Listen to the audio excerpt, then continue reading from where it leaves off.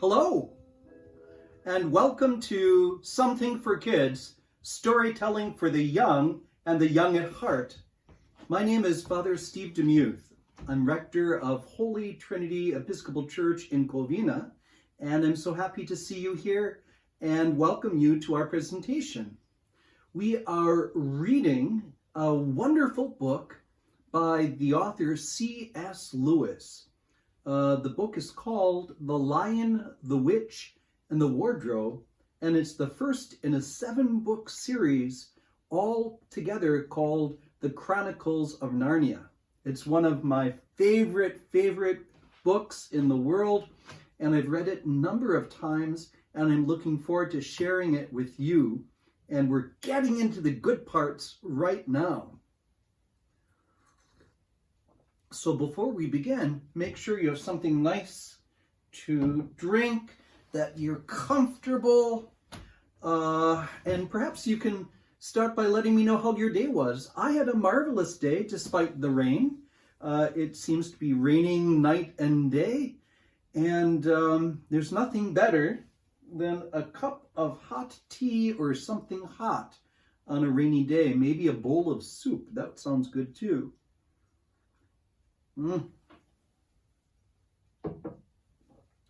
So, what are you grateful for today? What have you been doing today? Maybe you had to stay inside because it was rainy. We had to wait until there was a space between the raindrops so we could take the doggies out. They were ready to get out and they were desperate to get out, and they were happy for that. So let me get ready to read. And I will, how does that happen? Always needs a little polishing. Even though I don't think I touch it, I must be touching it.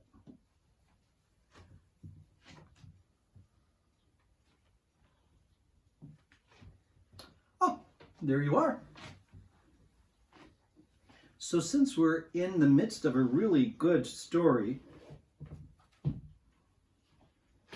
we have just finished the scene where Edmund finds his way to the castle of the White Witch. You remember that when he was walking through the gates of the castle, he found lots of stone statues, and at first he was very afraid of the statues until he realized that there was snow on top of the statues, meaning that they have stood still for a very long time. And then he realized that they weren't actually real, but perhaps statues. But we heard from Mr. and Mrs. Beaver that the statues were actually real living beings that the witch turned to stone. But we've also heard the good news that Aslan is on the move, and we're going to hear more about Aslan as we get closer to the climax of this story. He is the king beyond the seas. We are now in chapter 10. The spell begins to break. So let's go. Now we must go back to Mr. and Mrs. Beaver and the 3 other children. As soon as Mr. Beaver said, "There's no time to lose," everyone began bundling themselves into coats, except Mrs. Beaver, who started picking up sacks and laying them on the table and said, "Now, Mr. Beaver, just reach down that ham, and here's a packet of tea, and there's sugar and some matches. And if someone will get 2 or 3 loaves out of the crock over there in the corner." "What are you doing, Mrs. Beaver?" exclaimed Susan. "Packing a load for each of us, dearie," said Mrs. Beaver very coolly. "You didn't think we'd set out on a journey with nothing to eat, did you?" "But we haven't time," said Susan, buttoning the collar of her coat. "She may be here any minute." "That's what I say," chimed in Mr. Beaver. "Get along with you all," said his wife. "Think it over, Mr. Beaver. She can't be here for a quarter of an hour at least." "But don't we want a big start, as possibly a big start as we can get?" said Peter. "If we're to reach the stone table before her?" "You've got to remember that, Mrs. Beaver," said Susan. As soon as she has looked in here and finds we're gone, she'll be off at top speed." "That she will," said Mrs. Beaver, "but we can't get there before her, whatever we do, for she'll be on a sledge and we'll be walking." "Then we have no hope," said Susan. "Now don't you get fussing, there's a dear," said Mrs. Beaver. "But just get half a dozen clean handkerchiefs out of that drawer. Course we've got a hope. We can't get there before her, but we can keep under cover and go by ways she won't expect, and perhaps we'll get through." "That's true enough, Mrs. Beaver," said her husband, "but it's time we were out of this."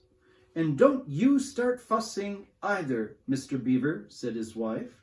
"There, that's better. That's 4 loads, and the smallest for the smallest of us. That's you, my dear," she added, looking at Lucy. "Oh, do please come on," said Lucy. "Well, I'm nearly ready," answered Mrs. Beaver, at last allowing her husband to help her into her snow boots. "I suppose the sewing machine's too heavy to bring?" "Yes, it is," said Mr. Beaver, "a great deal too heavy, and you don't think you'll be able to use it while we're on the run, I suppose?" "I can't abide the thought of that witch fiddling with it," said Mrs. Beaver, "and breaking it or stealing it, as likely as not." "Oh, please, please, please, do hurry," said the 3 children. And so at last they all got outside, and Mr. Beaver locked the door. "It'll delay her a bit," he said, and they were off, all carrying their loads over their shoulders. The snow had stopped, and the moon had come out when they began their journey. They went in single file, first Mr. Beaver, then Lucy, then Peter, then Susan, and Mrs. Beaver, last of all. Mr. Beaver led them across the dam and onto the right bank of the river, and then along a very rough sort of path among the trees right down by the riverbank. The sides of the valley, shining in the moonlight, towered up far above them on either hand. "Best we keep down here as much as possible," he said. "She'll have to keep to the top, for you couldn't bring a sledge down here." It would have been a pretty enough scene to look at through a window from a comfortable armchair, and even as things were, Lucy enjoyed it at first. But as they went on walking and walking and walking, and as the sack she was carrying fell heavier and heavier, she began to wonder how she was going to keep up at all. And she stopped looking at the dazzling brightness of the frozen river with all its waterfalls of ice, and at the white masses of the treetops and the great glaring moon and the countless stars, and could only watch the little short legs of Mr. Beaver going pad, pad, pad, pad through the snow in front of her, as if they were never going to stop. Then the moon disappeared, and the snow began to fall once more, and at last Lucy was so tired that she was almost asleep and walking at the same time, when suddenly she found that Mr. Beaver had turned away from the riverbank to the right and was leading them steeply uphill into the very thickest bushes. And then as she came fully awake, she found that Mr. Beaver was just vanishing into a little hole in the bank, which had been almost hidden under the bushes until you were quite on top of it. In fact, by the time she realized what was happening, only his short, flat tail was showing. Lucy immediately stooped down and crawled in after him. Then she heard noises of scrambling and puffing and panting behind her, and in a moment all 5 of them were inside. "Whoever is this?" said Peter's voice, sounding tired and pale in the darkness. I hope you know what I mean by a voice sounding pale. "It's an old hiding place for beavers in bad times," said Mr. Beaver, "and a great secret. It's not much of a place, but we must get a few hours' sleep." "If you hadn't all been in such a plaguey fuss when we were starting, I'd have brought some pillows," said Mrs. Beaver. It wasn't nearly such a nice cave as Mr. Tumnus's, Lucy thought, just a hole in the ground, but dry and earthy. It was a very small hole, so that when they all lay down, they were all a bundle of fur and clothes together. And what with that and being warmed up by their long walk, they were rather snug, really, if only the floor of the cave had been a little smoother. Then Mrs. Beaver handed round in the dark a little flask. Out of everyone drank something. It made one cough and sputter and a little stinging in the throat, but it also made you feel deliciously warm after you'd swallowed it, and everyone went straight to sleep. It seemed to Lucy only the next minute, though really it was hours and hours later, when she woke up feeling a little cold and dreadfully stiff, and thinking how she would like a hot bath. Then she felt a sort of long whiskers tickling her cheek, and saw that the cold daylight coming in through the mouth of the cave. But immediately after that, she was very much wide awake indeed, and so was everyone else. In fact, they were all sitting up with their mouths and eyes wide open, listening to a sound which was the very sound they'd all been thinking of and sometimes imagining they heard during their walk last night. It was a sound of jingling bells. Mr. Beaver was out of the cave like a flash the moment he heard it. Perhaps you think, as Lucy thought for a moment, that this was a very silly thing for him to do, but it was really a very sensible one. He knew he could scramble to the top of the bank among the bushes and brambles without being seen, and he wanted above all things to see which way the witch's sledge went. The others all sat in the cave waiting and wondering. They waited nearly 5 minutes. Then they heard something that frightened them very much. They heard voices. "Oh," thought Lucy, "he's been seen. She's caught him." Great was their surprise when, a little later, they heard Mr. Beaver's voice calling to them from just outside the cave. "It's all right," he was shouting. "Come out, Mrs. Beaver. Come out, sons and daughters of Adam and Eve. It's all right. It isn't her." This was bad grammar, of course, but that is how beavers talk when they are excited. I mean, in Narnia. In our world, they usually don't talk at all. So Mrs. Beaver and the children came bundling out of the cave, all blinking in the daylight, and with earth all over them, and looking very frosty and unbrushed and uncombed, and with sleep in their eyes. "Come on!" cried Mr. Beaver, who was almost dancing with delight. "Come and see! This is a nasty knock for the witch. It looks as if her power was already crumbling." "What do you mean, Mr. Beaver?" panted Peter as they all scrambled up the steep bank of the valley together. "Didn't I tell you," answered the beaver, "that she'd made it always winter and never Christmas? Didn't I tell you? Well, just come and see." And then they were all at the top and did see. It was a sledge, and it was reindeer with bells on their harnesses, but they were far bigger than the witch's reindeer, and they were not white but brown. And on the sledge sat a person whom everyone knew the moment they set eyes on him. He was a huge man in a bright red robe, bright as holly berries, with a hood that had fur inside it and a great white beard that felt like a foamy waterfall over his chest.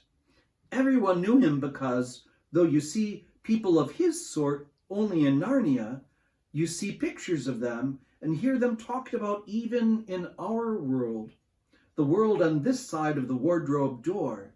But when you really see them in Narnia, it is rather different. Some of the pictures of Father Christmas in our world make him look only funny and jolly. But now that the children actually stood looking at him, they didn't find it quite like that. He was so big and glad and so real that they all became quite still. They felt very glad, but also solemn. "I've come at last," said he. "She has kept me out for a long time, but I have got in at last. Aslan is on the move. The witch's magic is weakening." And Lucy felt running through her that deep shiver of gladness, which you only get if you are being solemn and still. "And now," said Father Christmas, "for your presents. There is a new and better sewing machine for you, Mrs. Beaver. I will drop it in your house as I pass." "If you please, sir," said Mrs. Beaver, making a curtsy, "it's locked up." "Locks and bolts make no difference to me," said Father Christmas. "And as for you, Mr. Beaver, when you get home, you will find your dam finished and mended and all the leaks stopped and a new sluice gate fitted." Mr. Beaver was so pleased that he opened his mouth very wide, and then he found he couldn't say anything at all. "Peter, Adam's son," said Father Christmas. "Here, sir," said Peter. "These are your presents," was the answer, "and they are tools, not toys. The time to use them is perhaps near at hand. Bear them well." With these words, he handed to Peter a shield and a sword. The shield was the color of silver, and across it there ramped a red lion, as bright as a ripe strawberry at the moment when you pick it. The hilt of the sword was of gold, and it had a sheath and a sword belt and everything it needed, and it was just the right size and weight for Peter to use. Peter was silent and solemn as he received these gifts, for he felt they were for a very serious kind of present. "Susan, Eve's daughter," said Father Christmas, "these are for you." And he handed her a bow and a quiver full of arrows and a little ivory horn. "You must use the bow only in great need," he said, "for I do not mean you to fight in the battle. It does not easily miss, and when you put this horn to your lips and blow it, then, wherever you are, I think help of some kind will come to you. Last of all," he said, "Lucy, Eve's daughter." And Lucy came forward. He gave her a little bottle of what looked like glass, but people said afterwards that it was made of diamond, and a small dagger. "In this bottle," he said, "there is a cordial made of the juice of one of the fire flowers that grow in the mountains of the sun. If you or any of your friends are hurt, a few drops of this will restore you, and the dagger is to defend yourself at great need. For you also are not to be in the battle." "Why, sir?" said Lucy. I don't know, but I think I could be brave enough." "That is not the point," he said, "but battles are ugly when women fight. And now," he suddenly looked less grave, "here is something for the moment for you all." And he brought out, I suppose from that big bag at his back, but nobody quite saw him do it, a large tray containing 5 cups and saucers, a bowl of lump sugar, a jug of cream, and a great big teapot all sizzling and piping hot. Ooh, at the sound of that teapot, I have to take one more drink of tea while mine is still hot.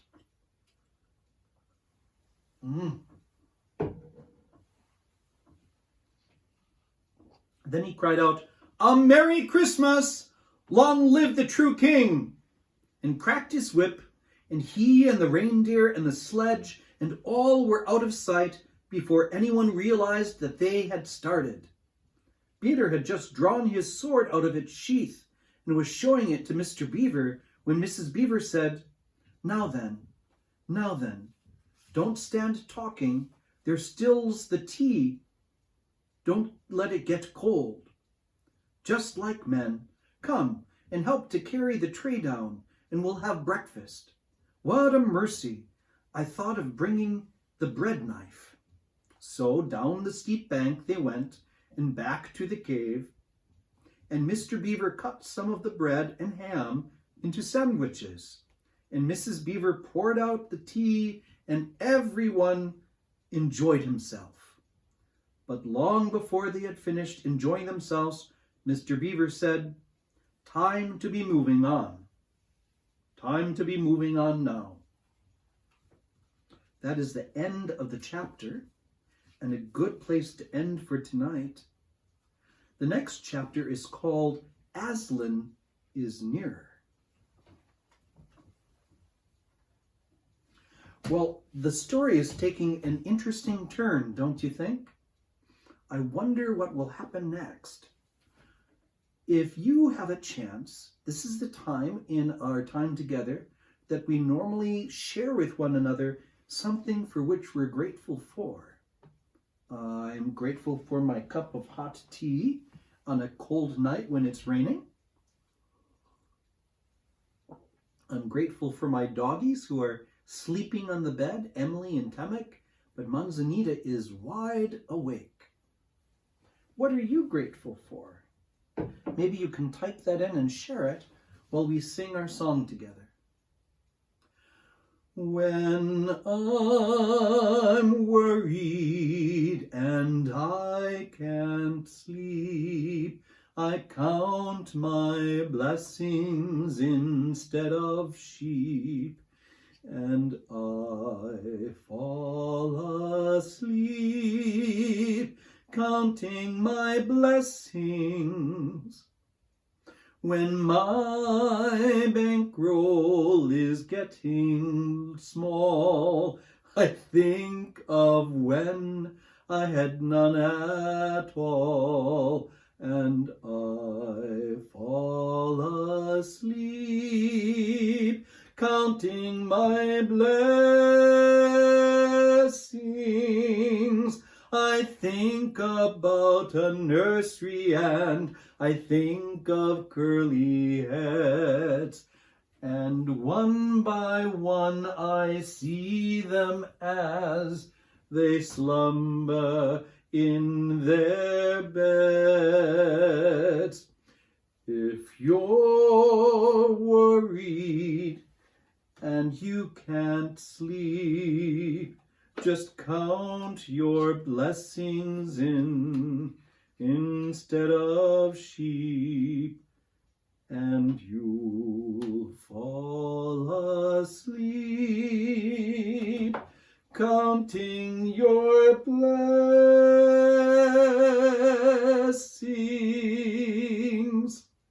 Thank you for watching tonight. Don't forget, tomorrow night at 7:30 or on our YouTube channel, Historic Holy Trinity Church of Covina.